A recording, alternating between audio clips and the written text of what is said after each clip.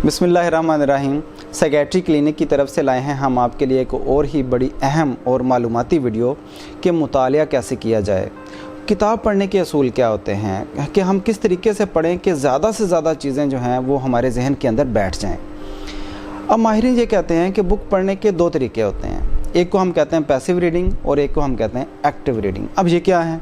मसलन passive reading ये है कि मैंने अब किताब खोली, मैंने कोई प्लान नहीं किया, ऐसे ही ब्लाइंडली मैंने कोई पेज खोला और उसको मैंने पढ़ना शुरू कर दिया, फिर मैंने अगला पेज खोला, उसको पढ़ना शुरू कर दिया। इसको हम कहते हैं पैसिव रीडिंग।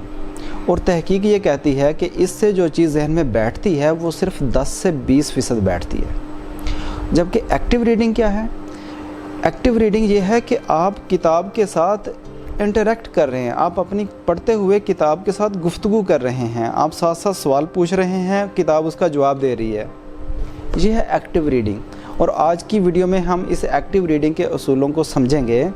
और सिर्फ ये बताना चाहता हूँ कि रिसर्च ये कहती है कि एक्टिव रीडिंग से जो चीज़ जहन में बैठती है वो 70 to 80%, जो कि बहुत बड़ी परसेंटेज है।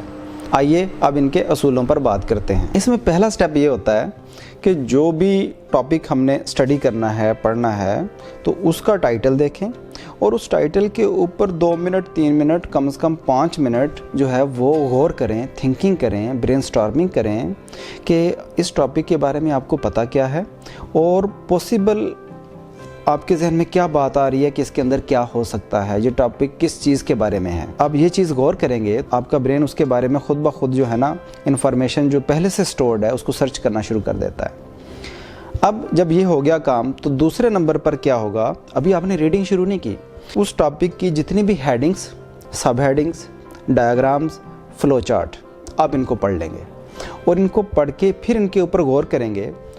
कुछ हेडिंग ऐसी होंगी कि आपको पढ़ के लगेगा कि जैसे इसके आपको पता चल गया कि इसके अंदर क्या है, और कुछ हेडिंग ऐसी होंगी कि आपको पढ़ के नहीं पता चलेगा कि इसके अंदर क्या है।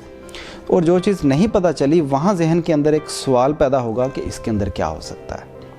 यानी अभी हमने रीडिंग शुरू नहीं की और हमें टॉपिक के बारे में आइडिया भी हो रहा है और उसके बारे में सवालात भी जहन के अंदर पैदा हो रहे हैं कि अच्छा ये चीज़ क्या है, अच्छा ये चीज़ क्या है, अच्छा एक नया लफ्ज़ आ गया, इसका क्या मतलब हो सकता है। इसी तरह आप डायग्राम देखते हैं, आप फ्लो चार्ट देखते हैं। अब तीसरा स्टेप क्या होगा कि तीसरे स्टेप में हम अब रीडिंग शुरू करेंगे। जब रीडिंग शुरू करेंगे तो जो चीज़ें पहले से आपको पता चल गई थी कि इस टॉपिक के अंदर क्या होगा वो साबित होना शुरू हो जाएंगी, वो वेरीफाई होती जाएंगी। और जो आपके जहन में सवालात पैदा हुए थे कि इस टॉपिक के बारे में क्या हो सकता है, आपको उसका जवाब मिलना शुरू हो जाएगा। तो ये 3 बुनियादी तौर पे प्रिंसिपल हैं एक्टिव रीडिंग के। इसमें आप अपनी ही किताब के साथ इंटरेक्ट कर रहे होते हैं। इसके अंदर एक चौथा स्टेप भी हम ऐड कर लेते हैं कि ये हमने कोई मेमोरी के बारे में जो पहली वीडियो की उसके ऊपर भी बात की थी। ये बड़ा अहम असूल है कि जब भी हम नया टॉपिक पढ़ते हैं तो नए टॉपिक पढ़ने से पहले जो कल पढ़ा हुआ है, जो परसों पढ़ा हुआ है, उसको हम रिकॉल के लिए भी टाइम ज़रूर दें और वो भी इसी सीक्वेंस में दें, हेडिंग, सब हेडिंग्स, और फिर उसके बारे में आपको कितना रिकॉल होता है। हम उम्मीद करते हैं कि आज की वीडियो भी आपको पसंद आई होगी।